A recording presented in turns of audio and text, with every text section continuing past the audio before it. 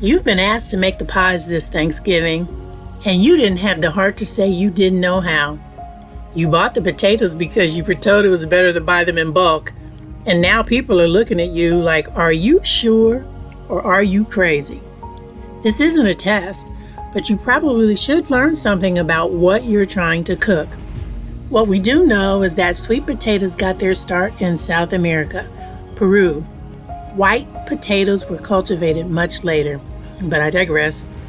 In terms of African American historical significance, agricultural scientist George Washington Carver was credited to have discovered more than 100 uses for sweet potatoes. Here is a list of some of his discoveries with this awesome root. He also used the leaves. Just absolute brilliance. Dr. Mary Bethune, the founder of Cookman College, needed money to make a down payment to purchase the school. And at the time, she only had $1.50, so she starts selling sweet potato pies to railway workers until she saved the $5 down payment needed to purchase the school. Here we have the original recipe for Dr. Bethune's pies. That would be the foundation of a legacy that lives on. Enrollment in this historically black college has over 2,700 students. Many experienced bakers will tell you that all ingredients are not the same. One major ingredient is the shortening you use. Alice, who left all that gorgeous pie? The boy said the crust was too tough. Guess I'll have to Throw it away. Ridiculous. It's too tough. And I can't afford to waste nearly $1 worth of lemons and all. What went wrong? Instead of my usual Crisco, I used the cheaper shortening. You didn't use Crisco. Why? To save money. For our Crisco pie crust, we need 2 1/4 cup all-purpose flour, half a teaspoon of salt, half a cup of cold cube butter, 1/4 cup of Crisco, and 4 to 6 tablespoons of white distilled vinegar. The first thing we're going to start off with is our pie crust. So in a medium-sized bowl, you're going to mix 2 1/4 cups of all-purpose flour and a half a teaspoon of salt.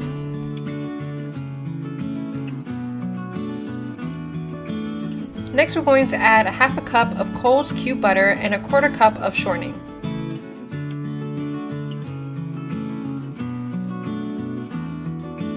Next, using a fork or a pastry cutter like I'm using here, start to cut the butter and shortening into the flour until it starts to resemble coarse crumbs. Next, we're going to add about 4 to 6 tablespoons of white distilled vinegar. So you want to make sure that you're adding your white distilled vinegar a little bit at a time, mixing through, and then eventually your dough is going to come together.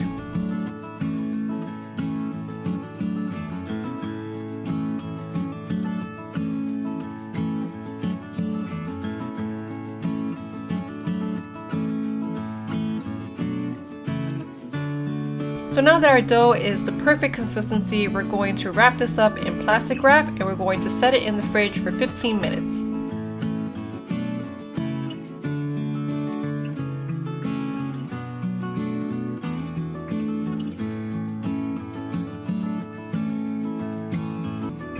So now we're going to start to roll our pie crust. So first, cut your dough in half, and on a flour surface you're going to roll your dough.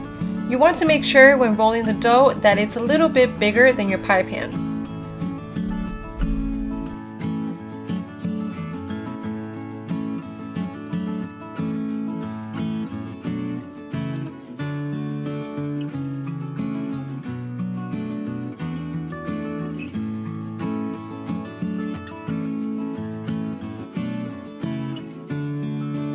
Next, you're going to roll the dough onto the rolling pin and gently place it onto the pie pan.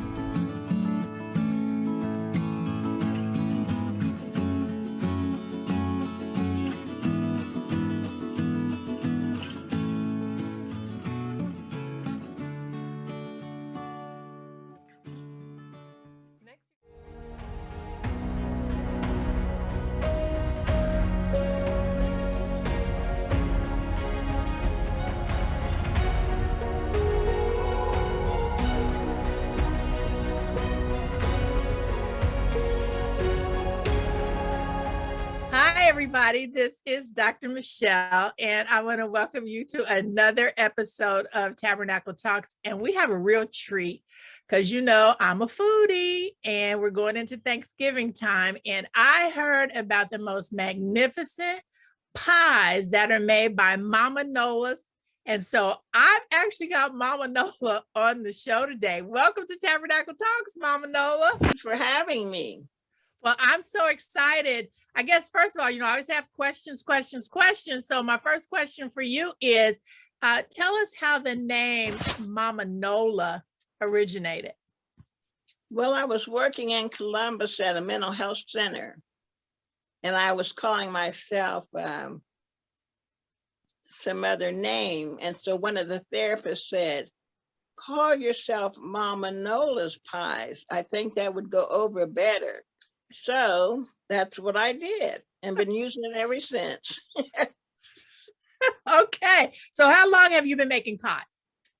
Well, actually, I've been making pies for about 40 years, but selling them about 30 years. Wow. And have you always been selling them in Springfield? Well, no, I've gone other places, Columbus, Cleveland, Cincinnati, but basically I've been at the farmers market here in Springfield, which runs from from June to September every year. And I've been down there about 11 or 12 years. Wow. Okay. So right now we're going into Thanksgiving, and I understand that your signature pie is your sweet potato pie. And so this has got to be your busiest season for orders. So how many sweet potato pies do you think you're going to have to make this season? Well, basically we do about 40, but we're also making other pies, fruit pies. So that's why we can only make so many, So give me just an example of fruit pies that people can order.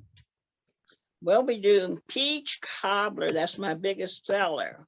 Ooh. Apple, cherry, mixed berry, and other pies, made to order.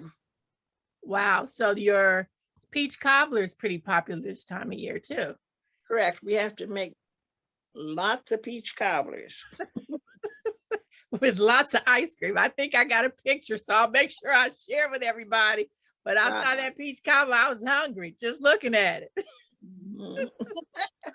Now, I don't want you to give away any family secrets, but I was teasing everybody saying, you guys better try to get some tips while we got Mama Nola on the line, because I know I'm going to have a lot of people trying to make pies this year. So do you use yams or sweet potatoes? Well, we can use either one. It doesn't matter. It depends on availability, Okay. What are some of the things that your customers say about your pies? Well, I've had one man to say, or maybe two, your pies are worth $1 million. So I'd like to get that money. Okay, now I've got a relative that she complains about strings in her pies and strings in the pies. What do you tell people about how to get those strings out of their sweet potato pie? The recipe I got from my mother, she said to whip your potatoes and then remove what's on the beaters first. Then go back and add your other ingredients. Therefore, you don't get the strings in your pies. Wow. Okay. Now, if anybody out there has never removed the strings, trust me, it makes a difference when you have strings in your pie. So I've made a few in my day, and I've prepared my potatoes 2 different ways. I've boiled them, and then I've also baked them. What do you recommend that people do? Well, we boil them because you can get the peelings off easier. They'll just fall right off. If you bake them, you'll have to scoop them out. And I better hurry up and make this pie before I put some butter in here. And the pie never gets made. Out. So we just boil them. Okay. Okay, for my diabetics out there, Do you make a sugar-free version of your pie? Yes, we do. And the product that we make and use is Splenda, Splenda. It's an artificial sweetener, and I make it and just substitute it for the sugar. So my diabetics out there, no excuse. Mama Nola here telling you right now that she uses Correct. Splenda and she can accommodate you as well. So if someone wanted to order a pie, how could they get in touch with you? Well, the best way is to call me and leave a message on my answering machine, which is 937-322-3465. Or we can go to Facebook, Mama Nola Pies at gmail.com.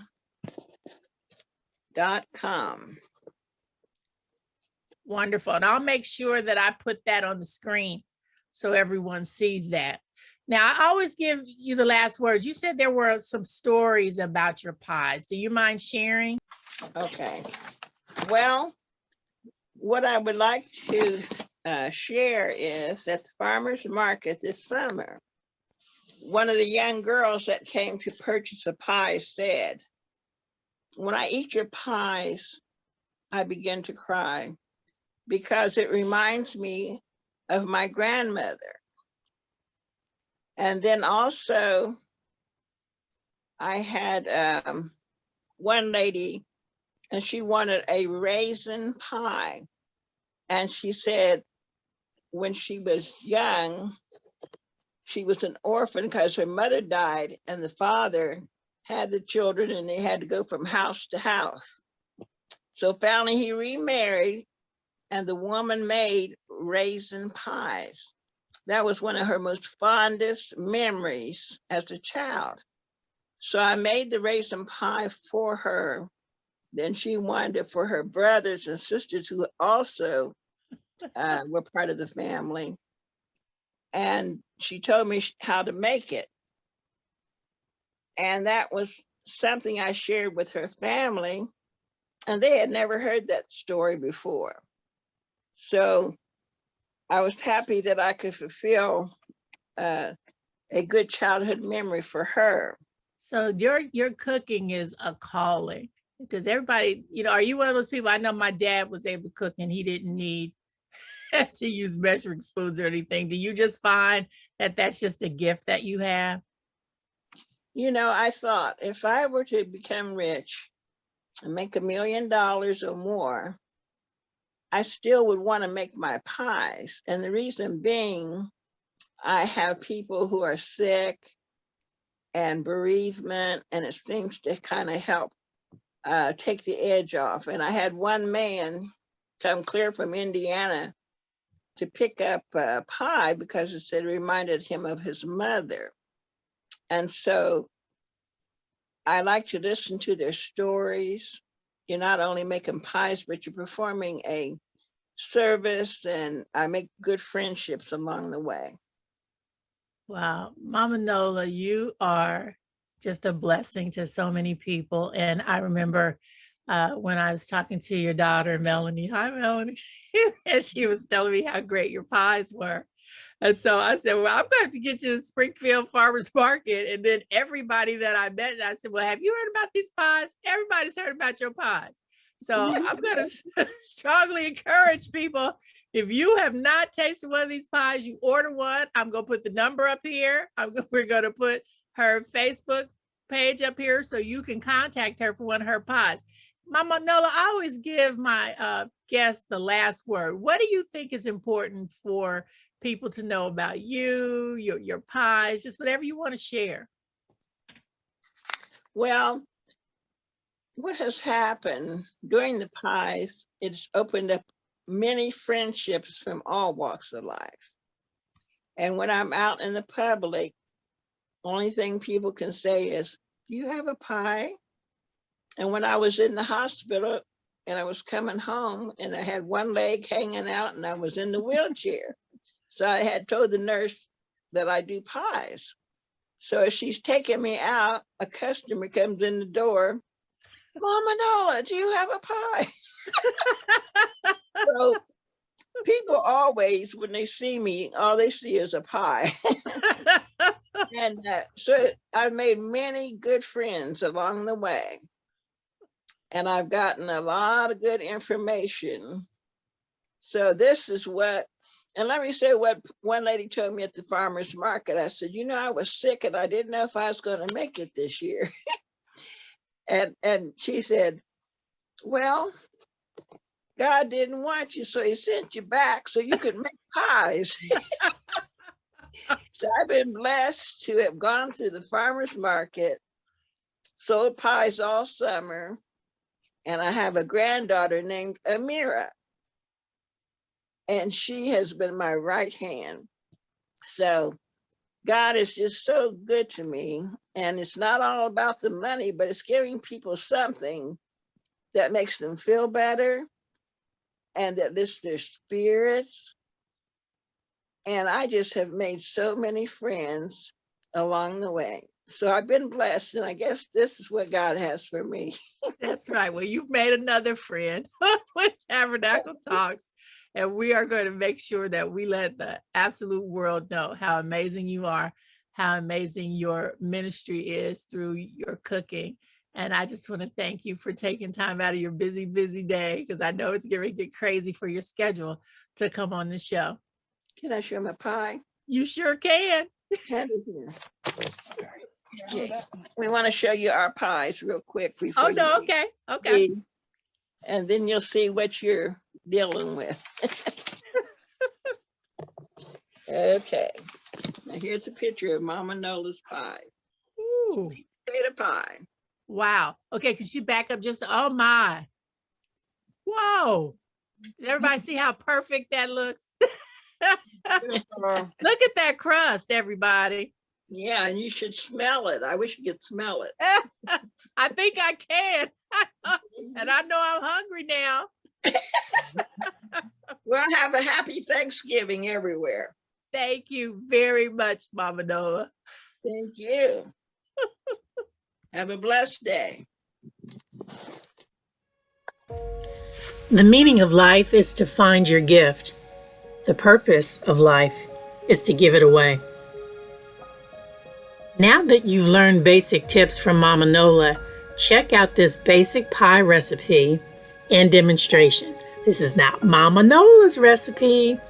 Now we're going to give you the ingredients for the next sweet potato pie demonstration. You're going to need a stick of unsalted butter that's softened, 2.5 pounds of cooked and mashed sweet potatoes, 1.5 cups of granulated sugar, 3/4 cup of evaporated milk, a teaspoon of vanilla, 3 eggs beaten, 1 teaspoon cinnamon and nutmeg, and 2 prepared and thawed pie shells. Fall is right around the corner, and of course that means fall baking, and I wanted to share my favorite recipe for sweet potato pie.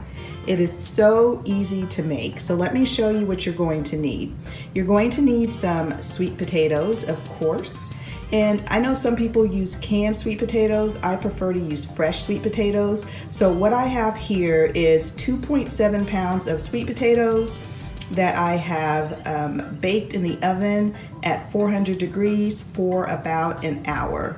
And you'll know that the sweet potatoes are ready to go when you see the brown sugar, or the sweetness I should say, from the sweet potatoes starting to ooze out, and when you can just poke a fork in there and it comes out easily. So like I said, I have about 2.7 pounds of sweet potatoes. You're also going to need some eggs, some sugar, some canned milk, butter, vanilla, nutmeg, and cinnamon, and 2 pie crusts, because my recipe makes 2 pies. So if you want to see how these easy pies come together, stay tuned. So I've already peeled 2 sweet potatoes, but I wanted to come back and show you guys how to peel a sweet potato, just in case you haven't done it before. So these are still pretty warm out of the oven, and so all you're going to do is just pull the skin off. In any areas that have gotten too brown, you're just gonna take them off with a knife. There it is, and just kind of work the skin off that way. And it's pretty easy to peel. So here it is. all peeled. I'm just gonna put it in the bowl there. All right, so I've got my sweet potatoes in the bowl, and I'm gonna start off by mixing these up a little bit before I add all the other ingredients. And by the way, I will make sure to put the recipe in the description box. So I'm gonna start off by mixing these up for just a couple of minutes.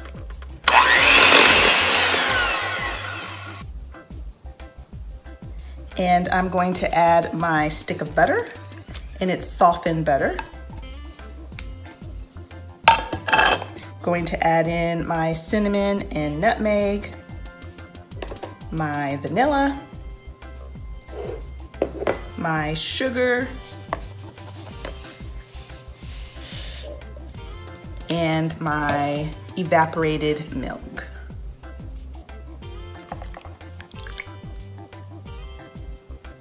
And we're gonna give this a good mix.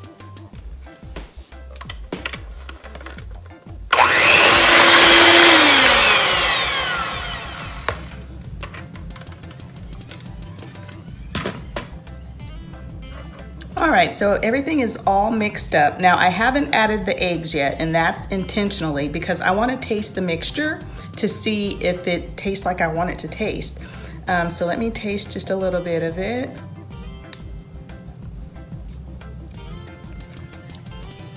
It's good. I like it.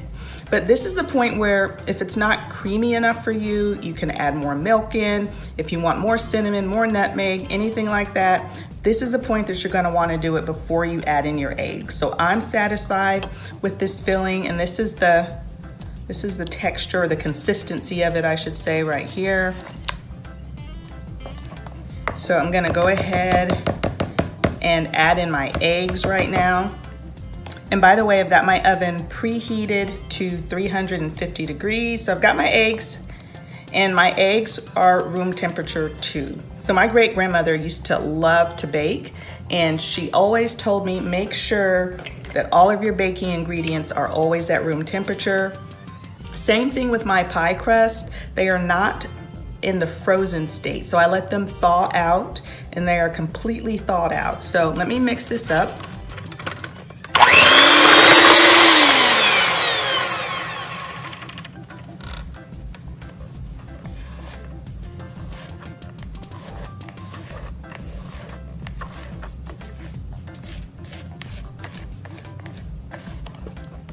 All right. So I've got my pie crust here, and I'm just gonna pour the filling in. Try not to make a mess. And by the way, these are not deep dish pie crust. These are just regular traditional pie crust.